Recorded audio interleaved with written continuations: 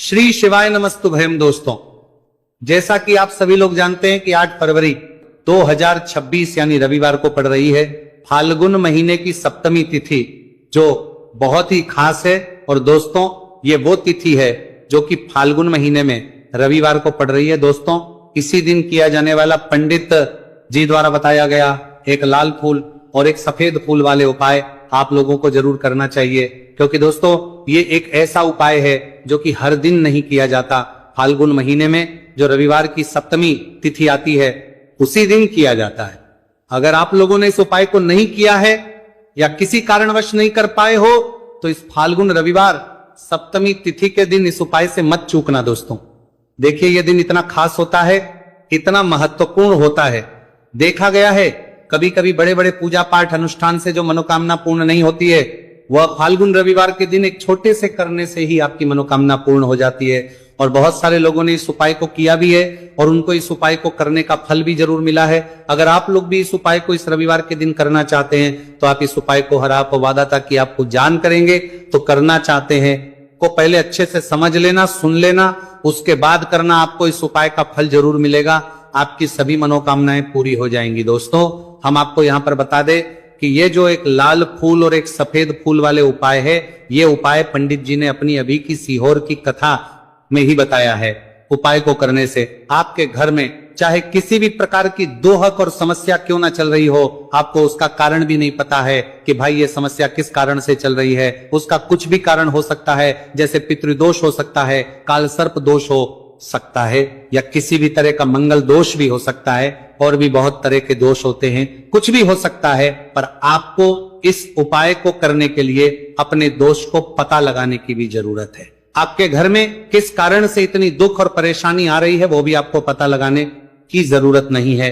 बस रविवार को सप्तमी तिथि के दिन इस उपाय को कर लेना है, क्योंकि इसी एकमात्र उपाय को करने से आपके पूरे घर परिवार में सुख और शांति हो जाएगी। आपके घर में अच्छे अच्छे काम होने लगेंगे, आपकी जो भी मनोकामना होगी वह भी धीरे धीरे करके पूर्ण होना शुरू हो जाएगी। अब हम समझते हैं इस एक लाल फूल और एक सफेद फूल वाले उपाय को आपको करना कैसे है, किसको करना है, किस करना है और कैसे करना है। देखो, उपाय बिल्कुल आसान है, बस समझने वाली बात है, ध्यान से समझिए, उसके बाद ही आप लोग जो है इस उपाय को जरूर कीजिएगा। सबसे पहली चीज हम लोग ये समझते हैं कि इस एक लाल फूल और एक सफेद फूल वाले उपाय को इस आने वाली रविवार सप्तमी तिथि के दिन किसको करना है। तो देखिए, इस उपाय को घर के सभी सदस्यों को करने की बिल्कुल भी जरूरत नहीं है। घर में से कोई एक मुख्य बड़ा सदस्य इस उपाय को करेगा तो उस घर परिवार के सभी सदस्यों को इस उपाय को करने का फल मिल जाएगा।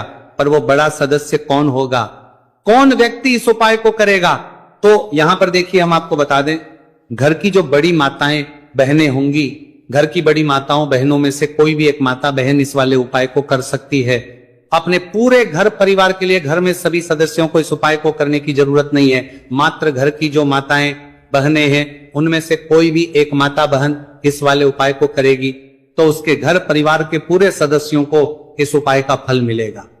अगर किसी कारणवश माताएं बहनें घर में उपस्थित ना हो या वो इस उपाय को ना कर रही हो, कुछ दिक्कत हो, तो भाई उस जगह पर फिर घर का कोई बड़ा व्यक्ति भी इस उपाय को कर सकता है। माताओं बहनों के कहने का मतलब यह था कि माताएं बहनें घर की लक्ष्मी होती है। जब घर की लक्ष्मी कोई उपाय करती है तो निश्चित ही भगवान शिव जी जल्दी प्रसन्न होते हैं और उपाय का फल में बहुत जल्दी और बहुत बड़ा करके भी यहां पर देते हैं। तो आप लोग ये बात समझ गए होंगे।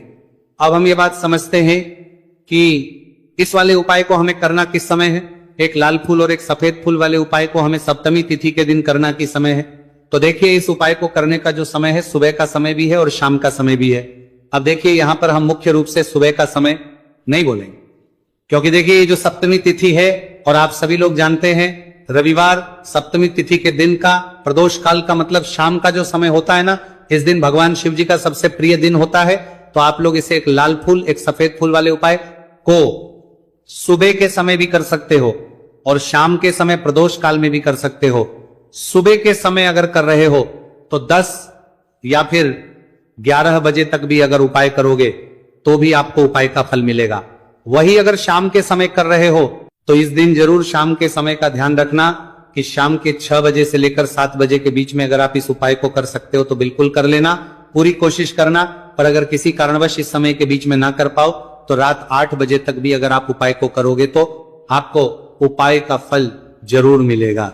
ये बात आपको समझ आ गई कि आप इस उपाय को सुबह और शाम दोनों समय कर सकते हो। मतलब करना आपको एक ही समय है, घर में से किसी एक ही बड़े व्यक्ति को करना है, एक ही बार इस उपाय को करना है, दोनों समय नहीं करना है। आपको जो समय अच्छा लगे आप उस समय पर इस वाले उपाय को कर सकते हैं। तो चलिए जानते हैं इन विशेष उपायों के बारे में। लेकिन उससे पहले जो भी मेरे भाई मेरी प्यारी बहनें आज चैनल पर पहली बार आए हैं या मेरी आवाज आज पहली बार सुन रहे हैं, अगर आप भी महादेव के सच्चे भक्त हैं तो वीडियो को लाइक और चैनल को सब्सक्राइब जरूर कर लें और कमेंट बॉक्स में लिखें हर हर महादेव देखो। अब सबसे पहली बात आती है कि इस उपाय को हमें करना किस लिए है। जैसा कि हमने अभी आपसे बोला कि इस उपाय को करने के बाद आपके जीवन में बहुत सारी खुशियां आएंगी, आपकी मनोकामनाएं पूर्ण होंगी, आपकी धन की समस्या दूर होगी, आपकी पैसों की समस्या दूर होगी।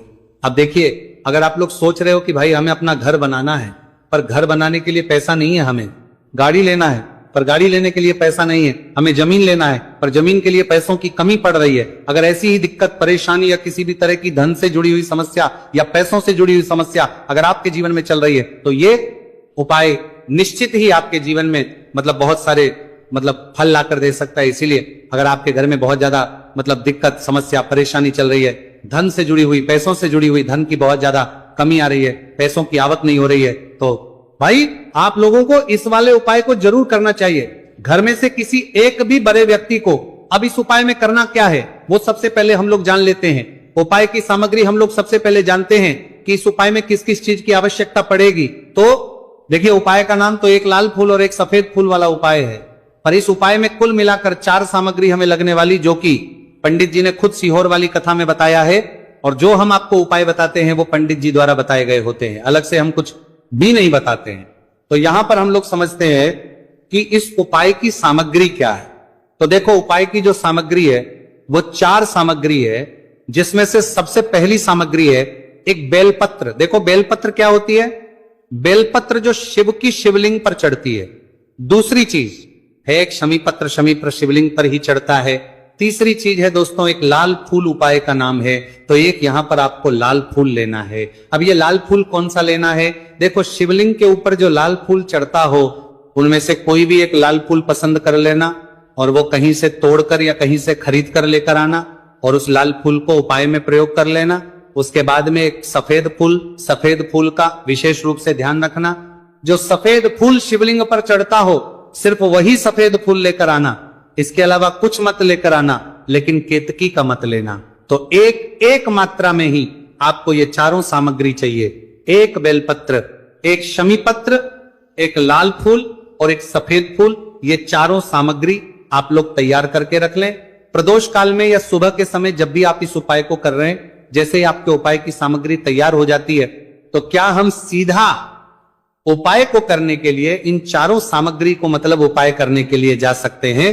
नहीं। तो यहां पर आपको इस बात का ध्यान रखना है कि हम भगवान शिव जी को प्रसन्न करने के लिए तो जा रहे हैं, हम अपनी मनोकामना को पूर्ण करवाने के लिए तो जा रहे हैं, पर हमें यह दर्शाना बिल्कुल भी नहीं है कि हम सिर्फ अपने फायदे के लिए भगवान शिव जी के मंदिर में आए हैं। इसलिए हम इस उपाय को करने के साथ साथ में भगवान शिव जी की पूजन अर्चना के लिए कुछ सामग्री भी जरूर लेकर जाएंगे। जैसे कि सुबह समय अगर आप उपाय को कर रहे हो, इस एक लाल फूल और एक सफेद फूल वाले उपाय को, तो भाई सुबह के समय आपको एक लोटा जल लेकर जाना। जो लोग प्रतिदिन शिव जी के मंदिर जाते हैं, पूजन अर्चना करते हैं, जल चढ़ाते हैं, फूल बेल पत्र सब कुछ चढ़ाते हैं, भाई वो अपनी पूजन अर्चना वैसी की वैसी ही करना। बाकी जो सिर्फ उपाय को करने के लिए जा रहा है, जो कुछ भी लेकर नहीं जा रहा है, उसे कम से कम एक लोटा जल अपने घर से भरकर लेकर जाना अगर आप उपाय को कर रहे हो, है ना? क्योंकि इस वाले उपाय को आप भगवान शिव जी की पूजन अर्चना करने के बाद ही करना। वहीं अगर बात करें शाम के समय की, अगर कोई व्यक्ति शाम के समय प्रदोष काल में इस वाले उपाय को कर रहा है, तो भाई आपको मात्र एक घी का दीपक तैयार करना है। ये बात हम हमेशा बोलते हैं, शाम के समय प्रदोष काल में कोई कर रहे हो ना, तो दीपक का विशेष महत्व होता है। रविवार, सप्तमी तिथि, दिन का प्रदोष काल में जो भी व्यक्ति दीपक जलाता है ना भगवान शिव जी के मंदिर में, भाई उसके जीवन से सारी दुख और परेशानियां भी दूर होती हैं। तो भाई इस दिन दीपक का विशेष रूप से ध्यान रखना आप लोग। अगर आप इस उपाय को शाम के समय प्रदोष काल में कर रहे हो, है ना, ये जो दीपक आप लोगे ये आटे का लोगे, जो आटा आप गूंद दोगे उसके अंदर कुछ भी मत डालना, मात्र सादा आटा लगाकर उसे तैयार कर लेना और एक मीडियम साइज का दीपक तैयार कर लेना। दीपक न ज्यादा छोटा हो न ज्यादा बड़ा हो, है ना। उसके बाद में दीपक आपका तैयार हो जाए तो इसके अंदर जो बत्ती रखोगे वो गोल बत्ती रखोगे। देखो गोल बत्ती भी दो तरह की होगी, एक बाजार की और एक घर वाली। तो कोशिश करना अपने घर में जो रुई रखी हुई है उस रुई से आप लोग एक गोल बत्ती अपने हाथों से बनाओ। उपाय का फल अच्छा मिलता है, भगवान शिवजी जल्दी प्रसन्न होते हैं। जब हम किसी भी उपाय को अपने हाथों से परिश्रम करके तैयार करते हैं तो आपको उस दीपक के अंदर एक गोल बत्ती रख देनी है। इसके अंदर जो चीज आप लोग डालोगे वो डालोगे शुद्ध देसी गाय का घी। इस बात का विशेष रूप से ध्यान रखना, शुद्ध देसी गाय का घी ही डालना है, तेल वगैरह नहीं। आज के दिन तो मत डालना, रविवार सप्तमी तिथि के दिन, क्योंकि भगवान शिव जी का सबसे प्रिय दिन और प्रिय समय पर हम लोग इस वाले उपाय को कर रहे हैं। तो थोड़ा सा शुद्ध गाय का घी इतना डालना कि वो दीपक कुछ समय तक चल सके। ना बाजार वाला मिलावटी घी डालना, ना भैंस का घी डालना। शुद्ध देसी गाय का घी आपको ढूंढने में थोड़ी मतलब मेहनत लगेगी और महंगा भी मिलेगा, पर गाय के घी से भगवान शिव जी प्रसन्न होते हैं और उसी शुद्ध देसी गाय के घी से घर में बरकत भी बनी रहती है और हमारे घर में सुख शांति भी बनी रहती है। इसलिए इस शुद्ध देसी गाय का घी अपने घर में हमेशा रखा करो, वो भगवान शिव जी के कार्यों में भी उपयोग में आता है और उपायों में भी हम लोग प्रयोग कर सकते हैं। तो यहां पर आपकी सारी तैयारियां हो चुकी है। उपाय को करते समय शुद्धता का विशेष रूप से ध्यान रखिएगा। सुबह कर रहे हो तो भाई सुबह तो आपको स्नान करना ही करना है, बाकी शाम को कर रहे हो तो शाम को मात्र हाथ मुंह धोकर भी आप लोग इस वाले उपाय को कर सकते हो, कोई दिक्कत वाली बात नहीं है भाई। उपाय की पूरी सामग्री तैयार कर और पूजन सामग्री लेकर आपको भगवान शिव जी के मंदिर पहुंचना है, जो आपके घर के पास में हो, जहां पर शिवलिंग विराजित हो, शिवालय हो, वहां पर आप लोगों को पहुंचना है। और जैसे ही आप भगवान शिव जी के मंदिर में पहुंचते हो वहां पर जाकर ही उपाय शुरू नहीं करना है, पहले आपको भगवान शिव जी की पूजन अर्चना करना है। पूजन अर्चना कैसे करोगे? सुबह के समय गए हो तो एक लोटा जल वगैरह जो भी पूजन सामग्री लेकर गए हो उससे पहले पूजन सामग्री आप लोग मतलब पूजन भगवान शिव जी की कर लो। जो व्यक्ति सिर्फ एक लोटा जल लेकर गए हैं वो शिव जी के शिवलिंग पर मात्र एक लोटा जल एक धारा से धीरे धीरे करके चढ़ा लो। अपनी पूजन अर्चना आप लोग जो हैं पूरी कर लो पहले। उसी के बाद अगर आप शाम के समय कर रहे हो तो पहले जाकर बैठना है भगवान शिव जी के शिवलिंग के पास में। आप जो दीपक तैयार करके लेकर आए हो उस दीपक को पहले जलाना है। ये जो दीपक आप लोग जलाओगे ना, ये किसी और की माचिस से मत जला, अपनी ही माचिस अपने ही घर से लेकर आना और इस दीपक को अपने ही माचिस से जलाना। अगर आपने मंदिर की माचिस या किसी और की माचिस ले ली इस उपाय को करने में, इस उपाय का फल उस व्यक्ति को भी बहुत मिल जाएगा।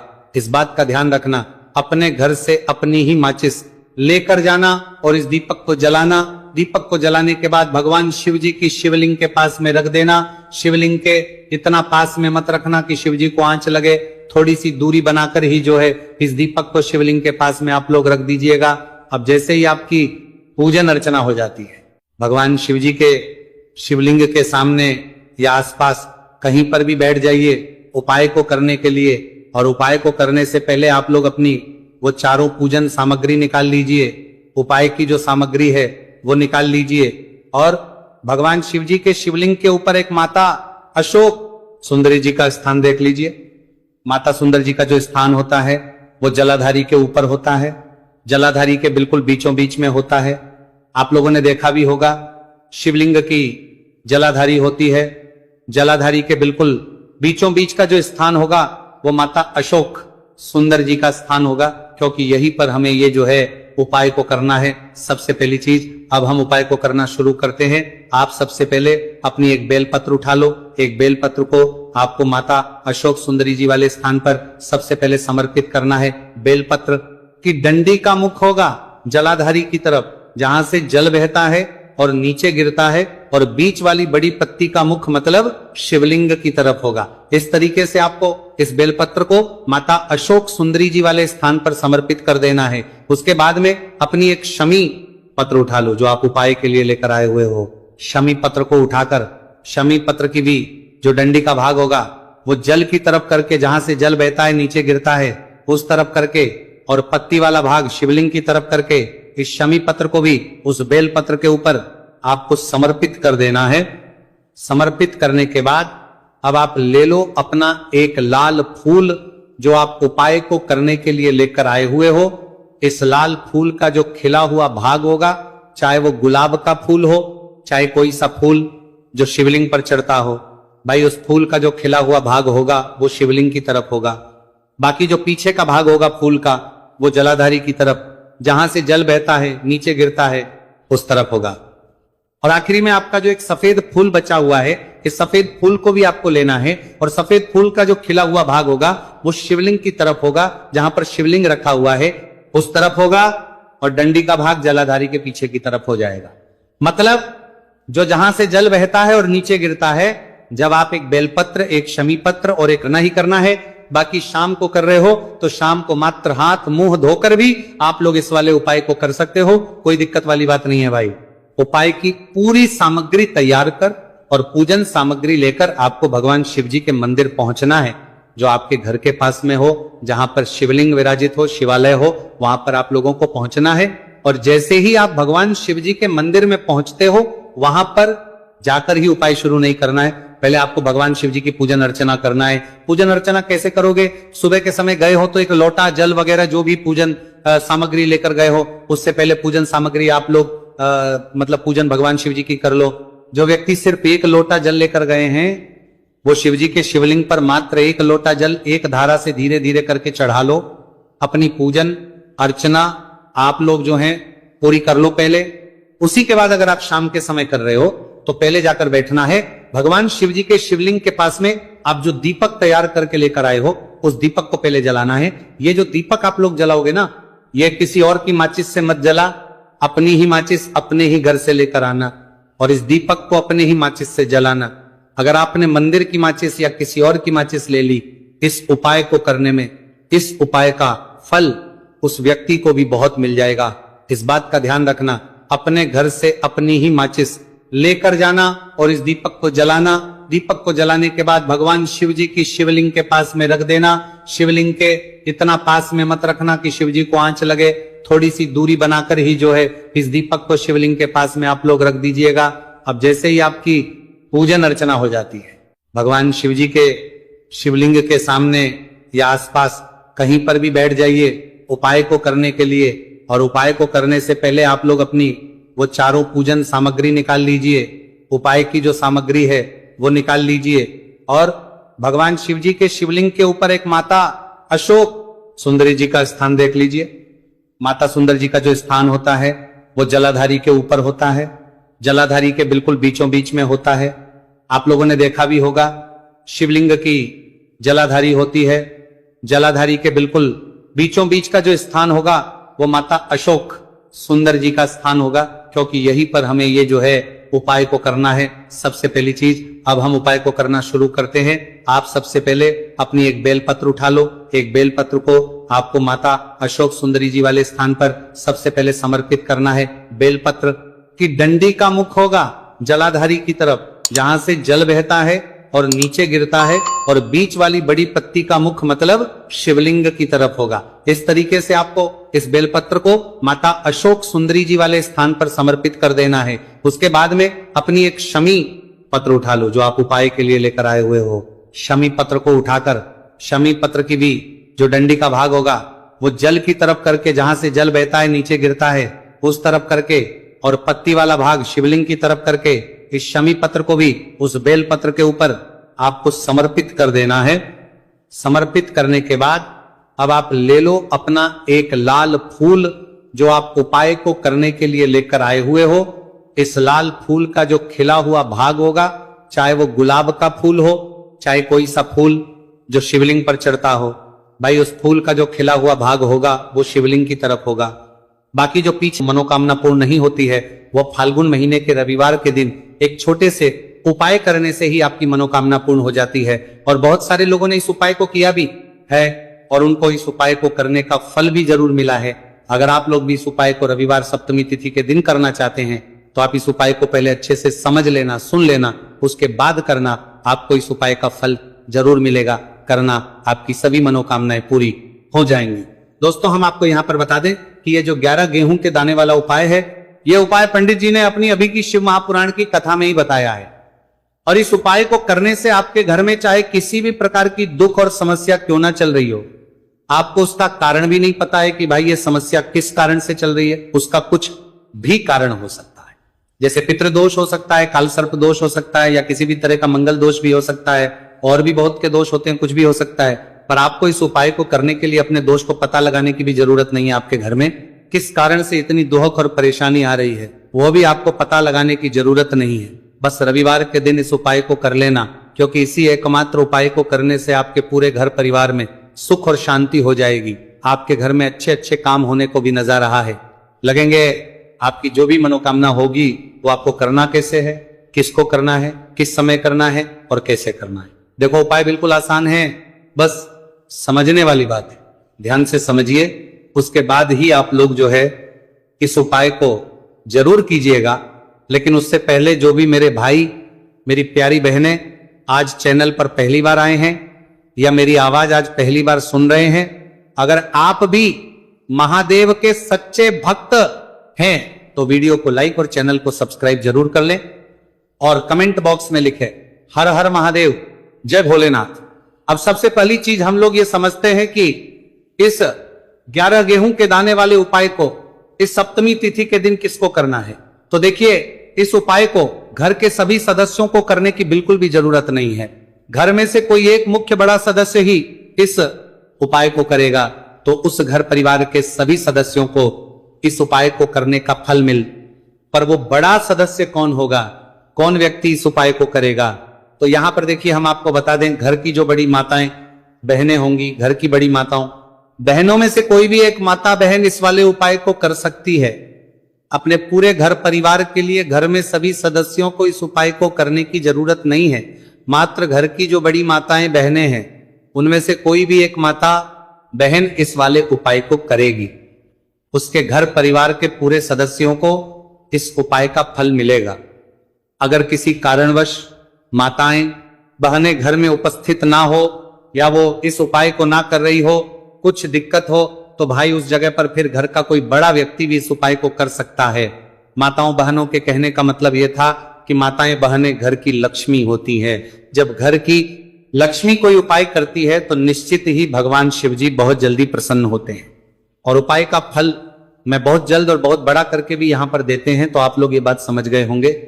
अब हम ये बात समझते हैं इस वाले उपाय को हमें करना किस समय है। इस 11 गेहूं के दाने वाले उपाय को हमें इस रविवार सप्तमी तिथि के दिन करना किस समय है। तो देखिए, इस उपाय को करने का जो समय है शाम का समय है। अब देखिए, यहां पर हम मुख्य रूप से सुबह का समय नहीं बोलेंगे, क्योंकि देखिए ये जो सप्तमी तिथि है और आप सभी लोग जानते हैं इसका प्रदोष काल का जो समय होता है ना, इस दिन भगवान शिव और माता पार्वती जी का सबसे प्रिय दिन होता है। तो आप लोग इस गेहूं के दाने वाले उपाय को शाम के समय में कर सकते हो। और देखो, अगर सुबह करोगे तो आप 8 बजे से 11 बजे के मध्य इस उपाय को कर आज सकते हो। और देखो, अगर शाम के समय कर रहे हो तो इस दिन जरूर शाम के समय का ध्यान रखना कि शाम के 6 बजे से लेकर 7 बजे के बीच में अगर आप इस उपाय को कर सकते हो तो बिल्कुल कर लेना, पूरी कोशिश करना, आपको उपाय का फल जरूर मिलेगा। ये बात आपको समझ आ गई। अब बात करते हैं उपाय की। देखो, गुरुजी ने कहा है कि अगर रविवार के दिन सप्तमी तिथि पड़ जाए तो इस दिन आपको 11 गेहूं के दाने वाला उपाय तो अवश्य ही करना चाहिए।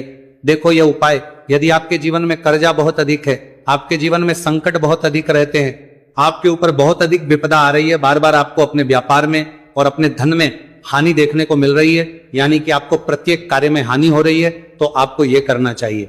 देखिए, इस उपाय के लिए आपको 11 गेहूं के दाने आपको लेने हैं। ठीक है, 11 दाने लेने के बाद में आपको जरूरत होगी चावल के दानों की। 11 चावल के दाने और 11 गेहूं के दाने, और चावल के दाने खंडित नहीं होने चाहिए। अब आप कहोगे भैया गेहूं कहां से लेने हैं। देखो, आपको किसी भी किराना स्टोर पे गेहूं के दाने मिल जाएंगे, जाके ले लेना। ठीक है ना। 11 गेहूं 11 चावल के दाने लेने हैं। साथ ही साथ आपको एक तांबे का लोटा लेना है और उस तांबे के लोटे में आपको जल भरना है जल खुद के घर का होना चाहिए, मंदिर का नहीं होगा। अब आप ये सब सामग्री लेकर पहुंच जाओगे महादेव के शिवलिंग के पास में। शाम के टाइम पे प्रदोष काल में देखो, जब आप ये उपाय कर रहे हो तो अपना फेस रखना उत्तर दिशा, नॉर्थ डायरेक्शन की तरफ। अब यहाँ पे जो मैं आपको क्रम बताने जा रहा हूं ना, उस मेरे क्रम को बहुत ध्यान से सुनिए। महादेव को अगर कोई सबसे प्रिय है ना, तो उनकी सबसे छोटी पुत्री जिनका नाम है माता अशोक सुंदरी, जो आपके पास में चावल के रहदाने हैं ना, उन चावल के 11 दानों को माता अशोक सुंदरी के स्थान पर आपको अपना नाम और गोत्र बोलते हुए समर्पित कर देने हैं, है ना। चावल के दानों को रखने के बाद में जो आपके पास में तांबे का लोटा है ना, उस तांबे के